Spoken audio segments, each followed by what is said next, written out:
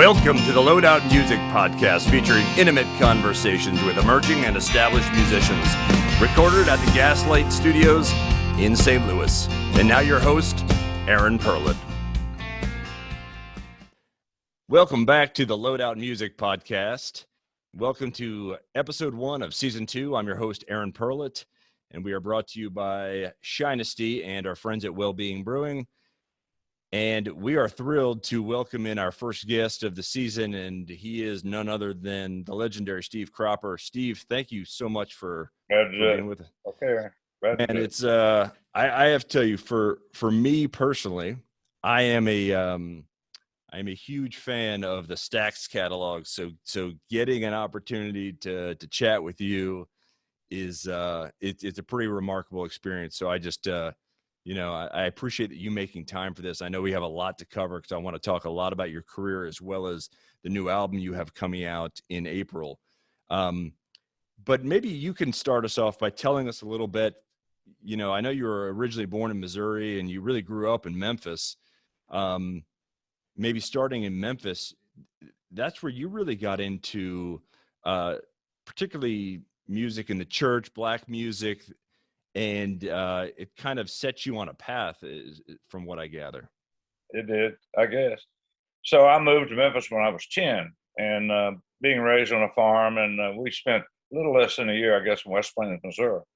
So I wasn't really used to listening to a lot of radio. I have to laugh when people ask me, what were you listening to?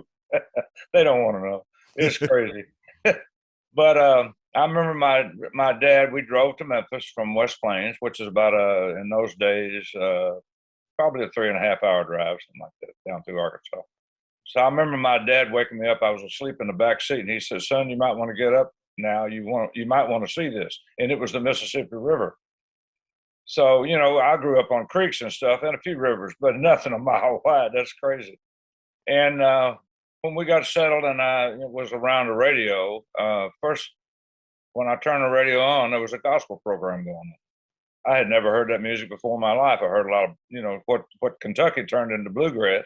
We grew up on the same music in Missouri, except Kentucky made money out of it. So I grew up on it too. But, I'm not a country player. I never did play that kind of music. And, I only had one uncle in my family that had any musical talent at all, and they played piano and a little violin. And he bought a guitar, which that guitar is on display in the museum here in Nashville. And my dad gave it to me for Christmas a few years ago. And he said, "It's yours now. I bought it from your aunt." So that was his younger sister. And I tried to get it when my Uncle Dale died, who had the guitar. And she wouldn't give it to me. I said, I probably could put it in the museum, make it famous or something. No. So I don't know how my dad, I never did ask my aunt how she came to agreeing with my dad. He probably talked her into it. So anyway, that guitar, has broken strings and whatever is on display at the Musicians Hall of Fame here in downtown Nashville. And, some of the other stuff is in the Smithsonian and the Rock and Roll Hall of Fame and so forth. But, and I mean, you kind of grew up admiring guys like, Jimmy Reed and Chet Atkins and Chuck Berry and folks like that, right? Same as everybody else did. But I knew the world didn't need another Les Paul or Chet Atkins. And I got a few licks from Bo Diddley and a guy that is an unsung hero, Loman Pollen with the 508s. And I heard that in high school when we were dancing to it. And so the high school band played a lot of their songs. And, other people have made their songs famous. That's all well and good, but and we have too. And so I did a whole album recently, when I say recently, a few years ago, called Dedicated. And the song that they had, this is dedicated to the one I love. And I used to bring up, I said, the 508s. I said, no, the Shirelles, I think, on Motown. I said, no, they didn't have the original. 508s did. Well, on the album, I think on the back of it in the liner notes, I said something about it. And I heard that music for the first time in the 50s. And I thought it was brand new music. A lot of those songs were written in the 40s and had already been out.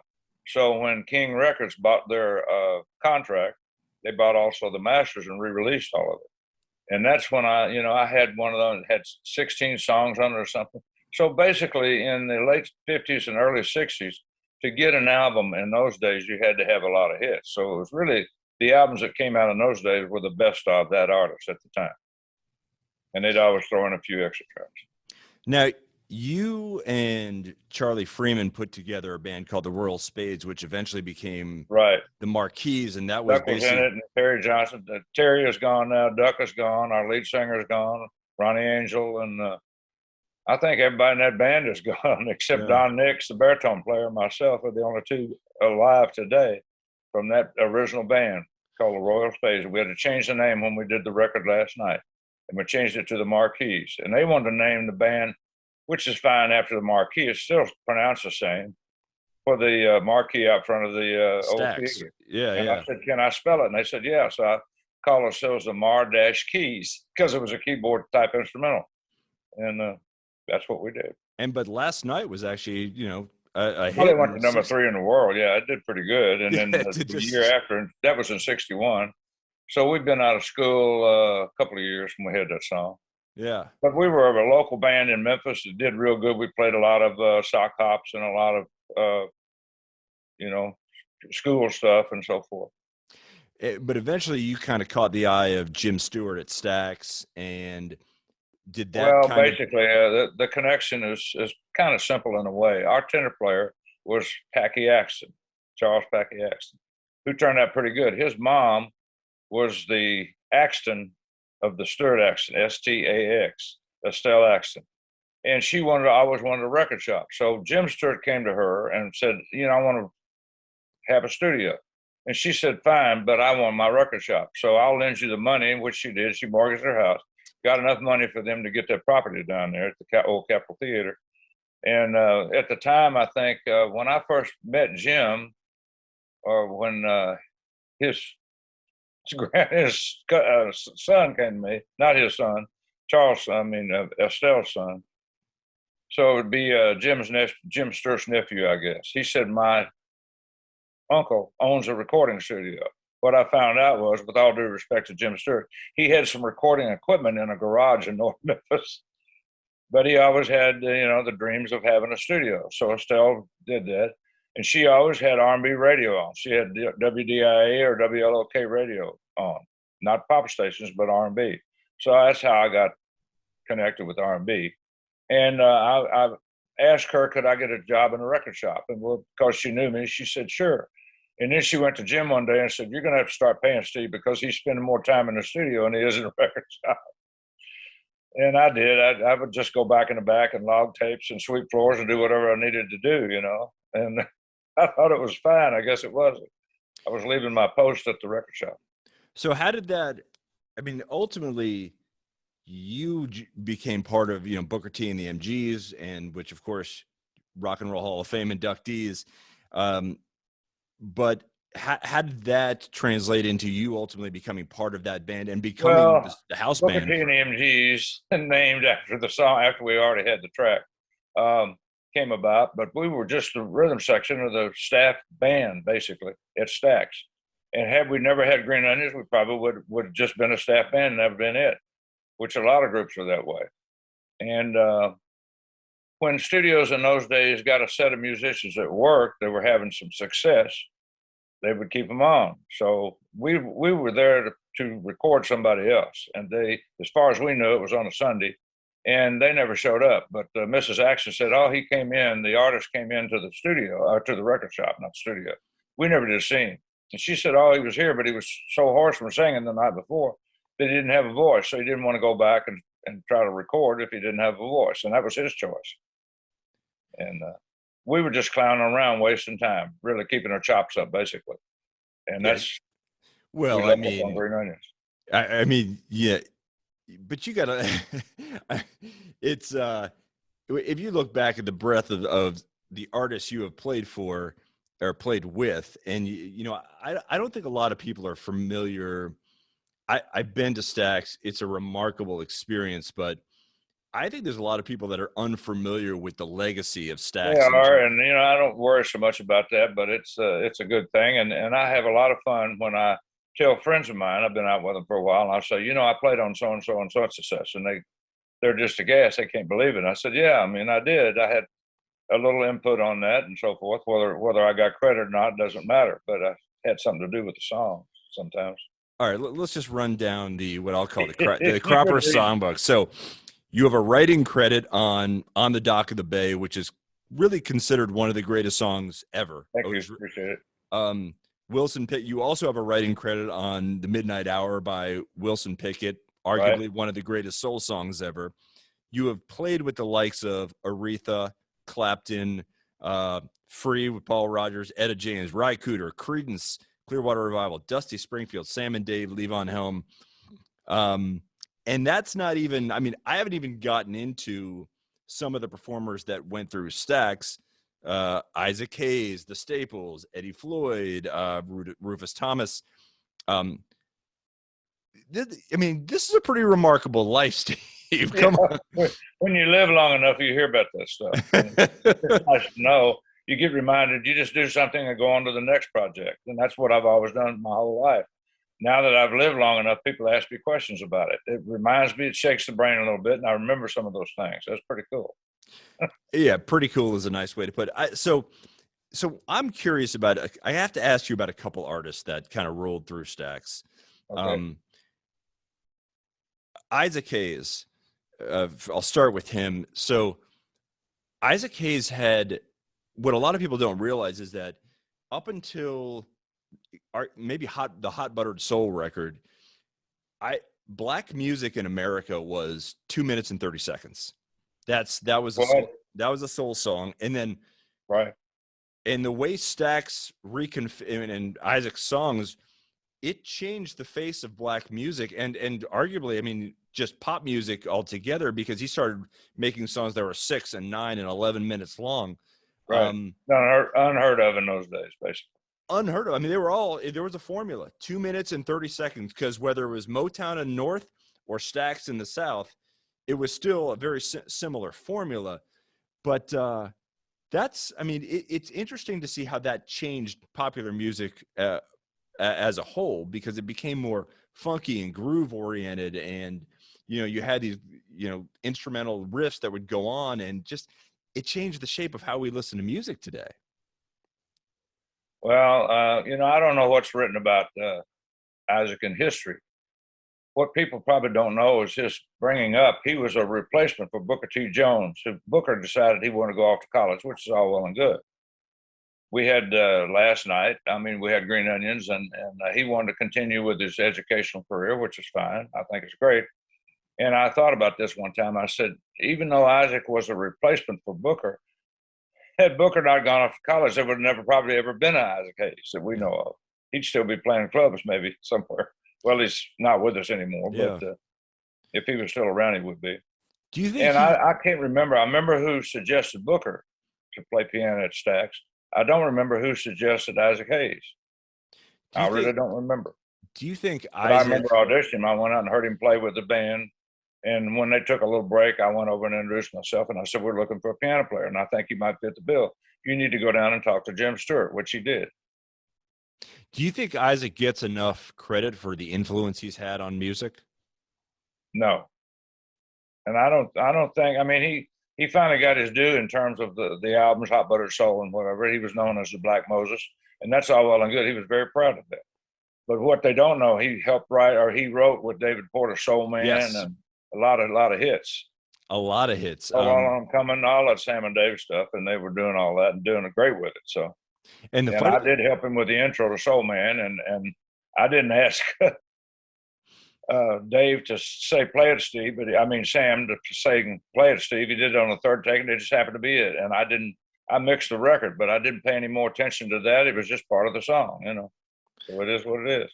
Well, I think when we did the Blues Brothers, Belushi made a thing about Doug Dunn to Steve Cropper and the player Steve and all that. Well, and what was interesting is that South Park also introduced Isaac to a completely new audience of younger fans, I think, that went and then discovered who he was. Right. That may have, much like, and this is a nice segue, the Blues Brothers, arguably, it kind of gave you an introduction to people that may not have been familiar with you because you'd always been working in the background as a session musician. We did. We got a lot of publicity because of Aykroyd and Belushi. And I said very simply, Duck and I know we were influential in influential in the music and so forth. But we just played the same stuff we played in high school, the same way, the same attitude, the same, we didn't change anything. We just made the band kind of go along with us. And we had been with the horn players before. We had done 2 world tours with Levon Helm and the RCO All-Stars. And so they always worked. And that's why I guess Duck and I got in the band, because we'd already been on the road with those guys. When Belushi was asked to open for Steve Martin in LA, Steve said, Belushi said, well, we don't do stand-up comedy. He said, I don't care what you do. And the connection was, Steve used to be a writer for Saturday Night Live. So when Belushi went to Tom Malone, the trombone player who was then the band director on Saturday Night Live, he said, should we take the whole band or what should we do? And he said, well, let's get Dunn and Cropper, the old road dogs. So I guess we were at the time, but we spent more of our time in the studio than we did on the road. Well, talk about that experience. I mean, the Blues Brothers is such a I don't know. It's just crazy. And we got a lot of flack at the time for doing it. And they said, what are people like you and Dunn doing playing behind a couple of crazy comedians? They at the time did not know that John was actually a drummer in front of the band many years before he became a comedian. And Aykroyd really is playing a harmonica on the House Full of Blues. I mean, on the Briefcase Full of Blues. He really is playing the harp in the movie and on those records and all the soundtracks. He's playing the harp. A lot of people don't know that. Well, then also, you had people like in that film, James Brown and of course Aretha Franklin. And I mean, how much fun was that? How much fun was that? I found out a very important thing. They're bigger than life when you think about their career. But as people, they're just normal people. They're just regular people like everybody else. So it was a lot of fun working with them. And James, I had met before. Aretha I had met before. Ray Charles, I had never met him until he came down on the set or to the studio to record what we were going to film. And he was a great guy. He was just giving and warm and worked with us and never a problem. There was reports about him being this or that, but he didn't act that way with us. I mean, he was great. All of them were. You're listening to the Loadout Music Podcast, and we are with the legendary Steve Cropper. We will be right back after these words from our sponsor. Have you ever been the town drunk? Come on, give yourself more credit than that. At the very least, you've embarrassed not only yourself, but your better half at some type of party or gathering. And guess what? For about 30 years, I was that guy. This guy. Always too much to drink, always the worst. But I love the taste of beer. Not crap macro beer, but real beer. Which is why I drink Well-Being's Hellraiser Amber and its IPA. They're the only high-quality craft non-alcoholic beers in the market and a proud sponsor of the Loadout. Visit wellbeingbrewing.com and use the code LOADOUT at checkout for a discount. Now back to me doing my best to ruin what should be a great experience with our amazing guest. And we're back with Steve Cropper on the Loadout. So, Steve, before the break, we were talking a little bit about the Blues Brothers, and you had mentioned a couple of the other people you had played with. You mentioned touring with Levon Helm, who I think is a pretty underrated guy in the annals of music history. Yeah, he was, and the band was pretty big, and they did that movie, The Last Waltz. And I guess I didn't know why they did it, but I know now why they titled it, because the band split up and they were all going to do Robbie and everybody and Levon, and we're all going to make records on our own. And so even though they came in and played on some of the stuff as guests, they overdubbed maybe on some of it. But we that first album we did, Donald Duck Dunn, I was in California, and Duck called me and said, you got anything for me to do in the next week or so? And I said, no. He said, he was good buddies of Levon Helm at the time. And he said, well, Levon wants me to come up to Woodstock and play around or whatever. He didn't say anything about recording an album. And so I said, no, I really don't. And I said, I'm in the middle of mixing, and it'll probably be a week or so before I'll need you. And he said, great, I'm going to go on up there. So he did. He called me back in about 2 days. He said, Levon wants to know what you're doing. I said, well, when I'm mixing an album like I told you. And he said, well, when you get through, can you get on up here? And I said, yeah. So I got up there. By that time, they had talked about recording a whole album. And they had, being close to Woodstock, the Saturday Night Live horns with Tom Malone and Lou Marini and Alan Rubin. Drove up to Woodstock, and we did. I remember we did some shows up there and played in some club that Levon was famous for, and just ad libbed on some songs. We did some songs of the band that he had sang on and stuff, and we had more fun out there with him. I mean, he's just full of life, and he was from Arkansas, which is pretty close to Missouri, but he was from Alma, Arkansas, in that area. And I had a sister-in-law that lived out there, so I knew the area, and I didn't know the college as well as he did, and I think through him I wound up producing a little band from there called the Cape Brothers, and we had wound up with a #1 record called Union Man, and we just stayed friends and forever. And I just knew how great he was by playing with him. And I think we were doing a Frank Black album. You were talking about things I'd played on in the past. And I knew Frank only from the Pixies. I didn't know anything about Frank Black, the guy, and I found out. But anyway, we had this one song that really needed that old slop New Orleans beat. And I said, you need to call Levon Helm. Well, let's get somebody in New Orleans. I said, call Levon. He's your man. One take. And he did it right. And he was the best, that New Orleans marching slop beat, they call it. I don't know what they call it down there. But it's that marching thing they play, sort of imitate it when a real drummer is up there with full set. And when they're marching, you can't have a full set of drums. But Levon knew that down. He just had to feel and knew it. One take, and it was perfect. I said, thank you, Steve, for calling Levon. He did. He came in, and old Levon, he was his country. There's more stories on the road on him, and it was just, we had a lot of fun. That's all I can say. But I also mentioned in the earlier part that the reason we were with the Blues Brothers, which is a very lucky thing to be part of, was because of the horns on Saturday Night Live. That was a connection. Yeah, he had a very understated but pretty remarkable career. I mean, the band, Belushi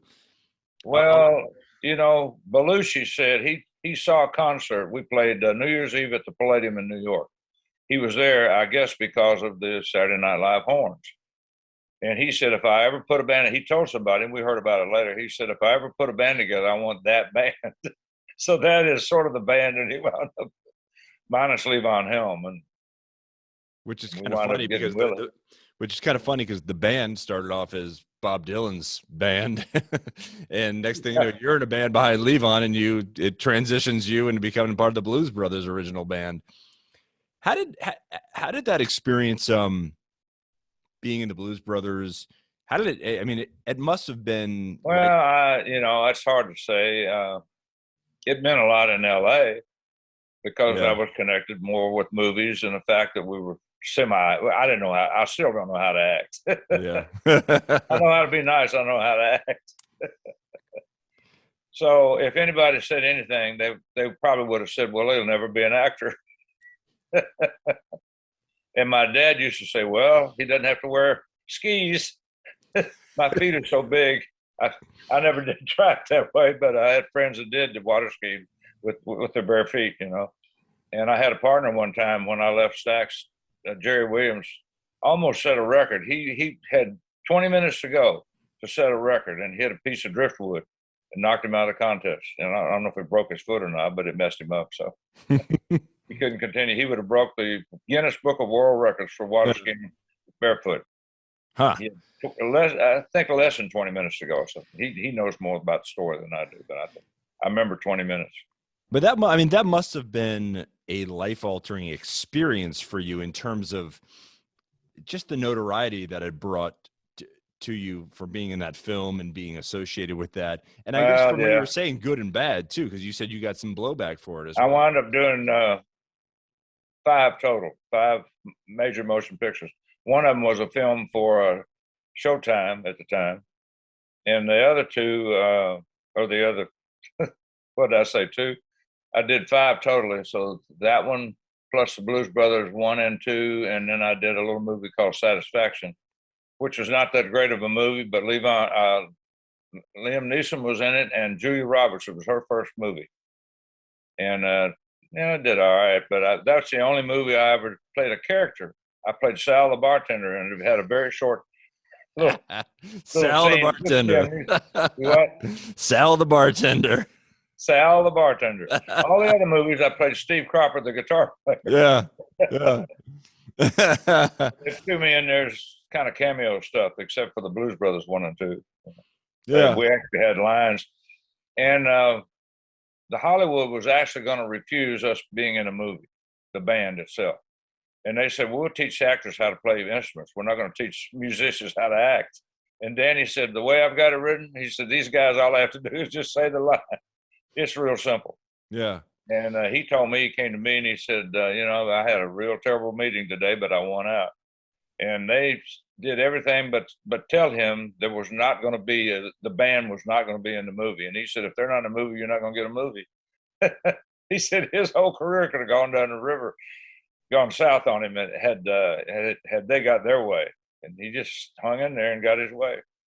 He said, I was so mad, I bit my lip and blood come out. I can't believe it. I'm curious about something.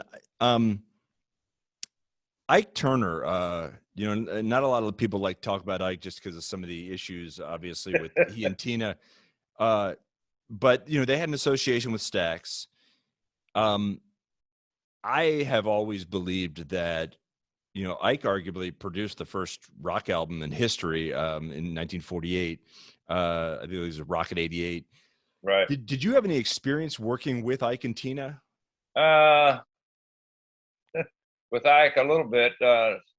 When he played on a Joe Louis Walker track that I was producing Joe Louis Walker way late. And I forget what years it was, but I did 3 albums on it. And that's really the only time, and I get asked a lot of times, is there any artist that you wish you had worked with that you didn't get to? And I always had to say Tina Turner. Yeah. I wouldn't do it now. Today, she probably doesn't make records anymore. I don't know. But anyway, back 20, 30 years ago, I would have been more than happy to produce a record on Tina. And I'd seen her live when a lot of artists I didn't see live. The funny thing is that we followed them around. They were on tour, Ike and Tina Turner, and we played the week behind them in most of those places when we had Last Night with the Marquis. So there's a connection there somewhere. And I got to play with him in San Francisco, I think, on the show that Joe was on, and Ike was there, and I guess that connection that day, I can't remember if that was after Ike had overdubbed or before. I can't remember, so I just don't know. Yeah, really, because of his personal issues, you don't hear a whole lot about the talent, but the talent for both of them was pretty remarkable. I mean, pretty remarkable, still is today. He's got talent.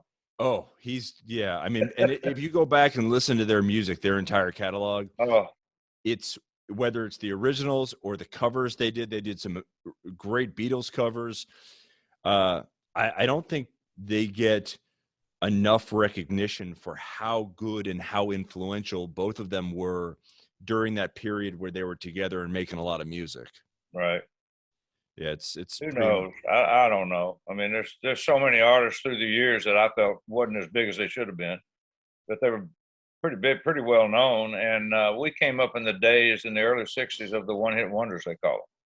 And I'm going, no, their albums are incredible. They were better than that one-hit song they had. So, but in those days, even like Eddie Floyd, he could live off of that one song, Knock on Wood, forever. And he has so far.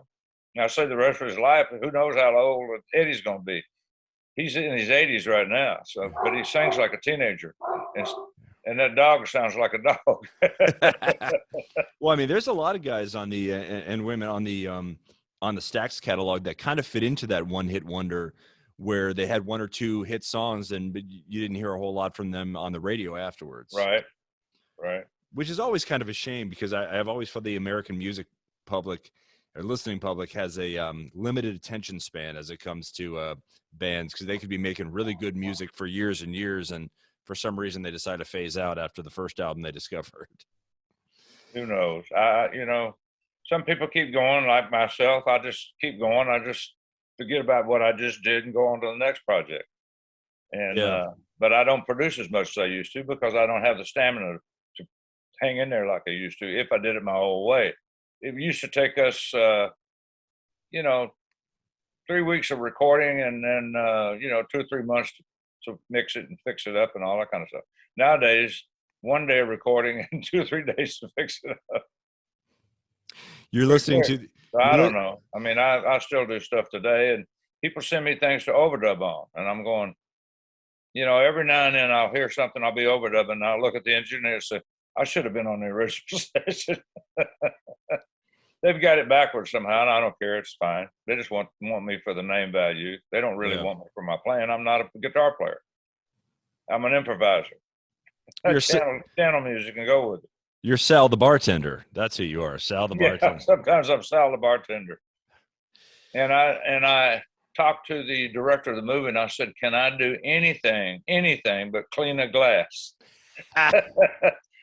Old Joe the bartender, I was Sal the bartender, and they always, wiping a glass out and talking. And I said, so we got the idea. They said, well, what do you want to do? I said, I don't care, anything but cleaning a glass.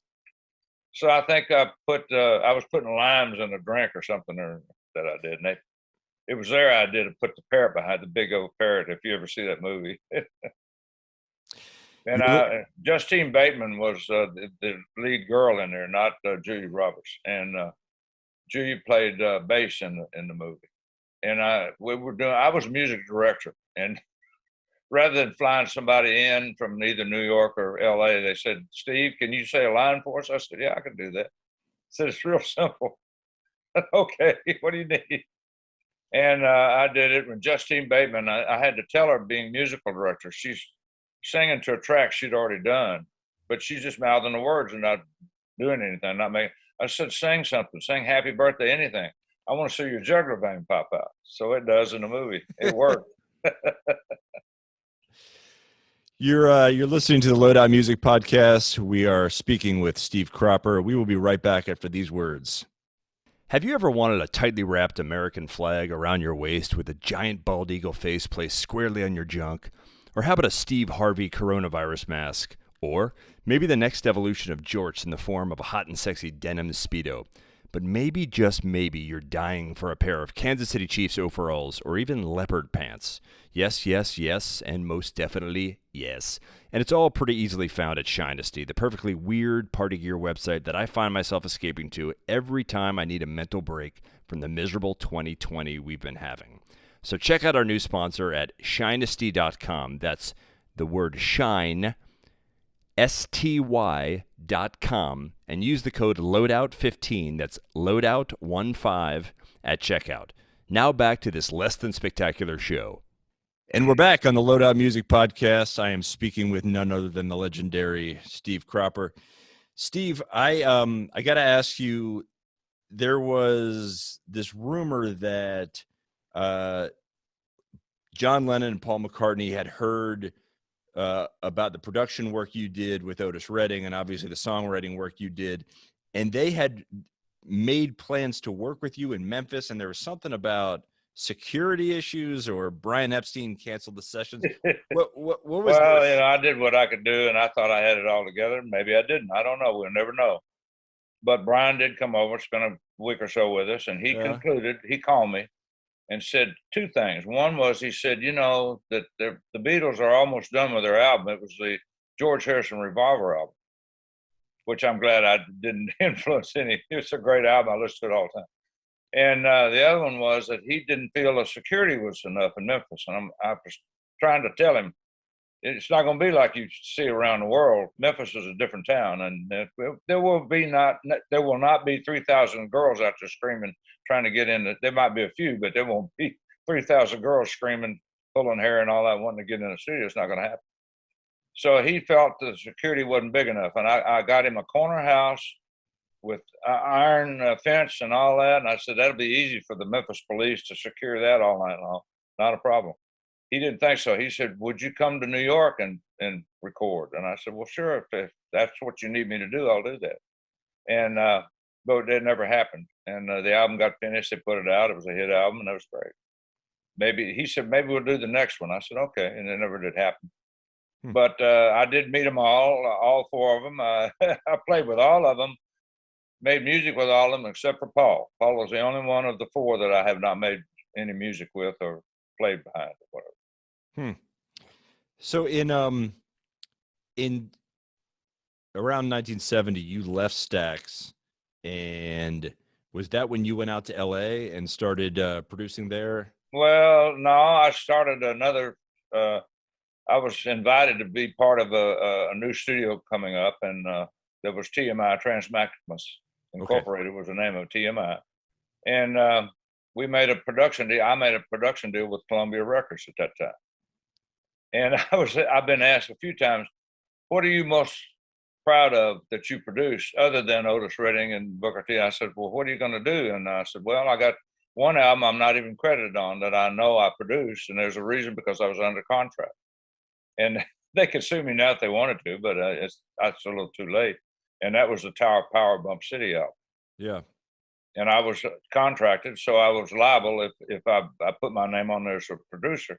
They could come after me and sue me, and I didn't want that to happen. So, Well, and that was a period that not only Tower of Power, but you were working with Rod Stewart, really at the height of his, like when he yeah, first, well, Tom had called me. Had already moved to LA when that call came in from Tom Dowd, my good friend in New York. yeah. And he said, "I'm coming to LA. There's an artist already there. I'm coming out to produce him. I want you to take him some songs." And he had a house over in Beverly Hills, and I went over and took him some songs. And what was that when he was first kind of stepping away from the Faces and before he started Yeah, making? it was after way after the fact. That's the only thing I knew him for was Maggie May. Yeah. And Tom Dowd said, "You know the artist, Roger Stewart?" And I said, "No." And he said, "Well, you know the Faces." And I said, "Well, yeah, they have Maggie May." He said, "Well, then you've heard Rod. So I want you to take him some songs. I'm doing a solo record on him." And that was the Atlantic Crossing album, which turned Yeah. out to be pretty good. So. Yeah. Yeah. Just a little bit. And prior to that, I had worked on I did 3 albums on Jose Feliciano, Right. 1 in Memphis and 2 at his studio in Orange County. And I hadn't moved to LA yet. But I flew on a plane. I was going out to work on that album on the first. I don't know if it was the second album or the third album. Anyways, I think it was the second. And flew on a plane. The guys like Ringo and all had been to Nashville. That's when they used to have the Grammys up here.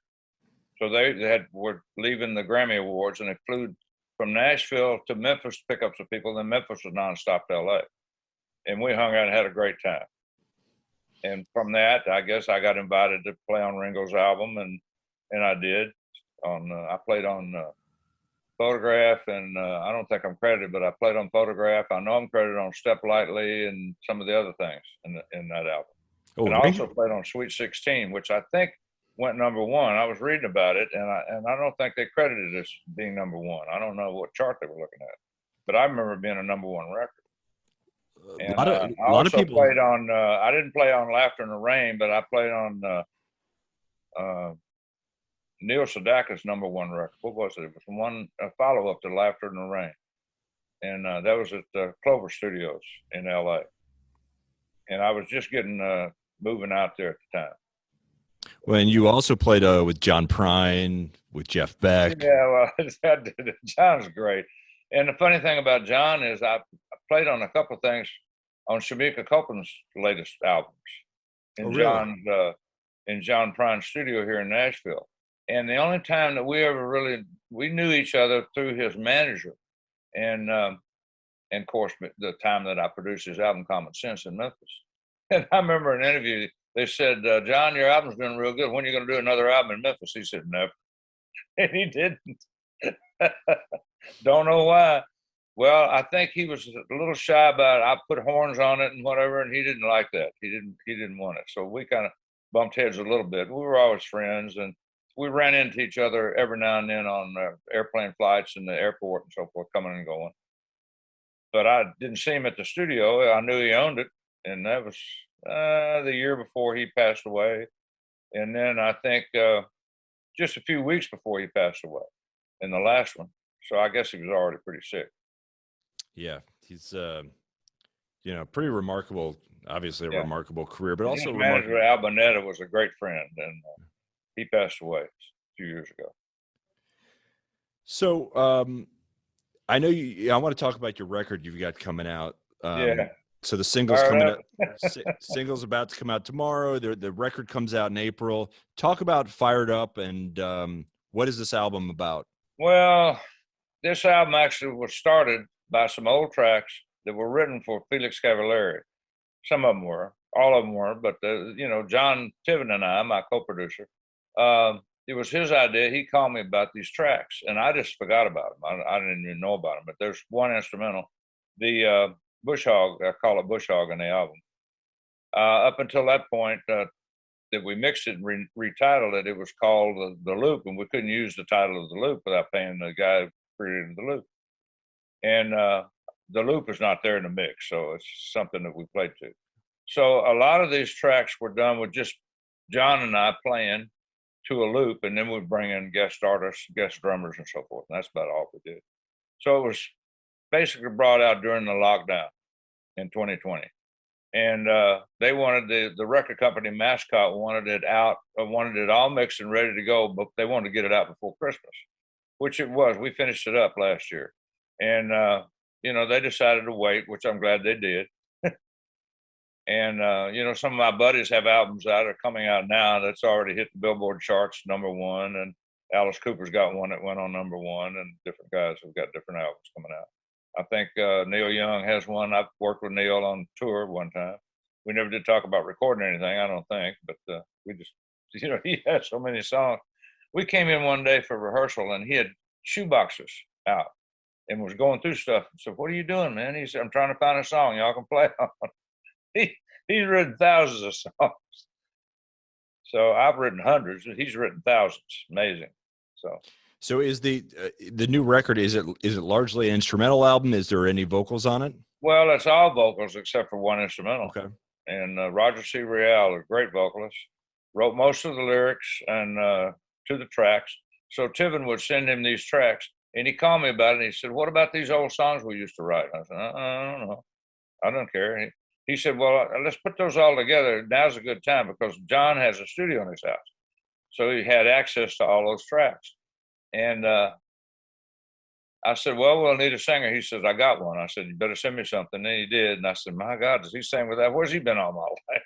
The guy sings with so much soul and passion. It's ridiculous. It's just ridiculous how well he is, how good he is. But anyway, that's what we did. And there's a lot of good songs on there. We had one out, Far Away. We thought that came out in January and was moving up the charts in the UK. And maybe still is, I don't know. But now Friday they're going to come out with the title track, Fire It Up, and they were going to put out one a month, and they decided to hold another one, a third one, until after the album comes out in April. So I guess May will get a third release in the single. And I'm still pretty much a singles guy. Would you describe it as? Is it more of a funk album? What is it? What's the feel of it? Yeah, I would say you could call it that. I would say it's more of a dance album. I think there's not a song on there you can't dance to.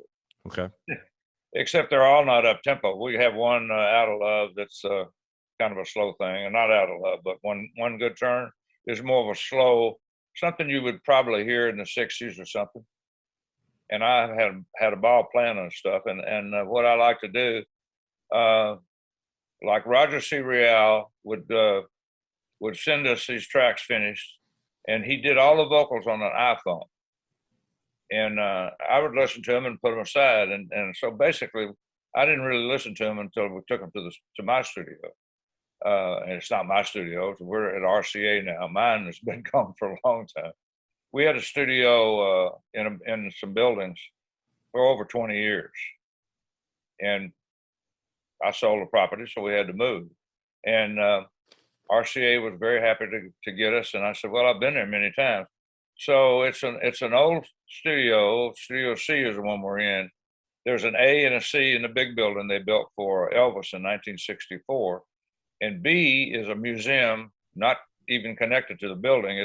It's there on the property, but it's not connected. There's a big space between the two.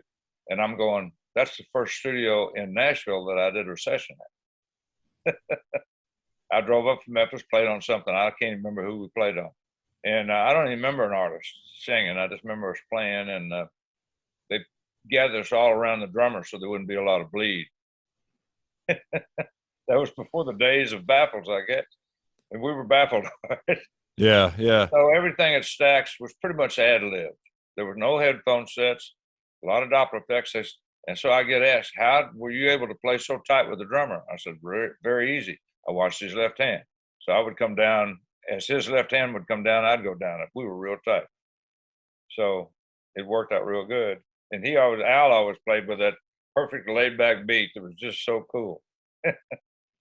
So a good example would be, you brought it up earlier, was In the Midnight Hour. Yeah. Listen to the backbeat of that song. Yeah. So, so when people ask me, when they said, what are you most proud of? I say, well, my kids, I want to make sure they're not fire starters, and right. I'm good.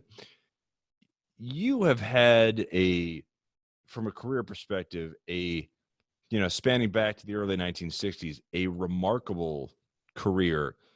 When you look across that body of work, what strikes you with a great sense of pride? Is there one or two or three moments that you're just like, this is something that really touched me?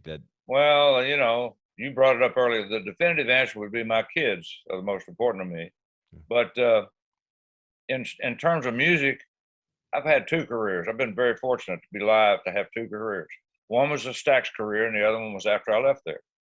And I did a lot after there. And we talked about some of Rod Stewart and those kind of people. And, that was after Otis and everything. And Booker T and the MGs. And Booker T and the MGs, we were very lucky as a house band to have that hit record. And then we had many more after that. Yeah. We had a lot of hits. And so they're all, when we did songs, as Booker T and the MGs, they were just tracks until I mixed them. And then we would come up with titles. And I don't think any of those songs were titled the day we did them. And there's only one that I know of. And I came to work one day in a place on the corner that we used to go for a beer and cheeseburgers or whatever. It was called Slim Jenkins Joint. And they made me change that name. And I went right in the studio and wrote a song called Slim Jenkins. It's called Da-da-da-da-da. Most people would know it as Going Down with words. But anyway, that's what I wrote that day. And they made me change it to Slim Jenkins Place. I think when the MGs put it out, it was still a hit, but it was called Slim Jenkins Place. Yeah. That sign says Slim Jenkins Joint. And joint means something totally different to me than it may to somebody else. So, I don't know. So is it the duality of your careers that basically you've had two equally successful careers? I don't know about when you use the word equal, maybe not, but I've definitely had two careers. The Stax career with a lot of artists and a lot of hit songs, and then I'd work with a lot of artists. And so I was saying one day that when I do interviews, nobody asks me what I did when I lived in LA. You did. And some other people have since, but nobody ever cares. And it's, for some reason, it's always about, what was it like working with Stax? What was it like working with Otis Redding? I don't know. I mean, I don't know what I say when I ask myself the question. Well, and the thing is that if you look at the track record of your career, it's not like you've taken any breaks. It's pretty consistent after you left Stax. I mean, I don't know. I think that I was fortunate enough to be asked to play on certain things and with certain people because of the success we had at Stax, I think. And I would always like to think that. That's why I got asked. So I'm very lucky from that standpoint.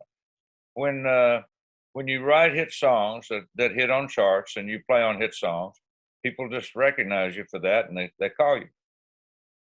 And had I not done it, then there would be no reason for them to call me. Well, I mean, and had you not been Sal the Bartender, you wouldn't have been in Weird Al Yankovic's mockumentary, the Complete Al. So, I mean, we talked about that character more on this show than anything I've ever done in my life, and I think it's pretty cool. It's not anything I'm real proud of, but I was proud to be in a scene with Liam Neeson. That's pretty heavy duty. I just like that you were Sal. I love it. But you definitely was Julia Roberts' first film. Yeah, but you wouldn't have gotten in a Weird Al Yankovic mockumentary if it wasn't for the Sal role. So, yeah. I mean, there's just too much. I mean, in fact, you probably wouldn't have played on that Bob Dylan 30th anniversary thing without in the early 90s without Sal. That's a weird one. You're probably right about that. I remember Duck and I were putting up. We had the same dressing room, and we had just done a show in Montreux, and he was putting up his bass. I was putting up my guitar, and a guy pops his head in the door, pulled the curtain back, and said, "Hey, I want you guys to play on they're doing this special. I want you to play on this thing for me. And we turned around, it was Bob Dylan. Didn't even know he was there. So he had just seen us play it. I think Booker was with us on that one. He said, I want you guys to back me on this. And okay. So it took a while to work it out, but we finally did. And I think Keltner was there, and Anton Fig and G.E. Smith, and Booker played, but Duck and I played, Booker. And it was a great night. It was a lot of fun. With all the remarkable people, and we haven't even, I mean, we've left out a lot that people you've played with or backed. Is there anyone that you never got to share a studio with or share a stage with, or you're like, man, I wish I would have been able to play with that person? Because you kind of run the gamut of from soul to rock to what have you. Whatever call for. Yeah. So is there anyone that you're like, that would have been cool to jam with this guy? I don't know. I've been asked before, which we talked about earlier, about is there any artist you would have liked to produce that you didn't get to? And I told you that. So musician-wise, I'm not real sure. There are a lot of musicians that I would not want to grace the stage with because I'm not good enough to grace the stage with. Oh, give me a break. Like who? Give me. Come on. Yeah, that could be a good one. Les probably another one. I knew Les. I knew Chet too. Yeah. I meet him later in life and Les later in life, and before they passed away. So I don't know. They're all important to me, but I didn't try to copy them, and I think they respected that. Most musicians try to copy anything they can, so that's their prerogative. I didn't. I was on the job. I was too busy to learn how to play guitar. I learned on a job training, as you would say. So I have references to, if a kid goes out with his dad is a plumber, he's going to learn how to fix a pipe, stop it from dripping. And that's what I did with the guitar. I learned how to make it work. Yeah. You just a little bit. I mean, in '96, you were named the greatest living guitar player ever by Mojo Magazine. Oh, okay. Well, and this is like, you're telling me there's people that are better than you. Keith Richards, who, one of the he's unbelievable. But also referred to you as a quote perfect man. So I mean, apparently he's seen your biceps too. So a perfect man. But yeah, he'd never seen me naked. I don't know. I mean, I know where that came from. He said, "Well, Cropper always knows what to play at the right time or whatever." I mean, that's people's prerogative if they like a song. And nobody has ever told me what to play except maybe Booker T. And I refer to the Abbey Road album that we covered. The Booker, that was his idea to do Macklemore Avenue, the same kind of thing, and have us walking across the street like the guys were walking across Abbey Road. And I had somebody tell me, I said, we walked across the street one way, the guy took a picture, we walked the other way, the guy took a picture, that was on the album cover. And they said, well, the Beatles did much the same thing. In those days, when we had those albums, you didn't have the police. You could just put up a roadblock and make everybody turn and go a different way. And I remember there's one shot in the Macklemore Avenue with the bus turning. First, there's a shot with the bus coming, and then there's a shot with the bus turning. So we know somebody was waving them off. Hey, they're shooting. Okay. Shooting a photo. I remember this guy got a ladder, got up in the middle of the street, said, okay, walk across the street, and we did that. And that's one of the pictures, one of two shots that we used for the cover. All right. Steve Cropper, new album coming out, April. Single Fired Up. It's going to be coming out any day now in March. It has been an honor, a pleasure. Glad to do it. Absolute privilege to have you on the Loadout. Do we miss anything? Anything we missed out here? Well, you said I want to go through your career, and I said we don't have 2 or 3 weeks here. We just have a few hours. I think I did a pretty good job, though, huh? Getting you from. You did it. We covered most bases. I don't know what we left out. I have to hear it back and figure it out. The checklist, I guess. I don't know. Like I said, I do a project, go on to the next one. I don't think about the last one. I feel you. All right, Steve. Thank you so much for being on the Loadout. Got to do it. Appreciate it. Thanks for joining us today in the Loadout. You can always find us at loadoutmusic.com and wherever you like your podcasts. I am Aaron Perlut, and until next time, thanks for joining us on episode 1. Thank you, man. Thanks, Steve. Hey, folks, if you made it this far, and judging by our numbers, you haven't, thanks for listening to the Loadout Music Podcast. You can always find us at loadoutmusic.com and wherever you like to get your podcasts like iTunes or SoundCloud. And of course, as always, thanks to Gaslight Studios for hosting us. Have a good one.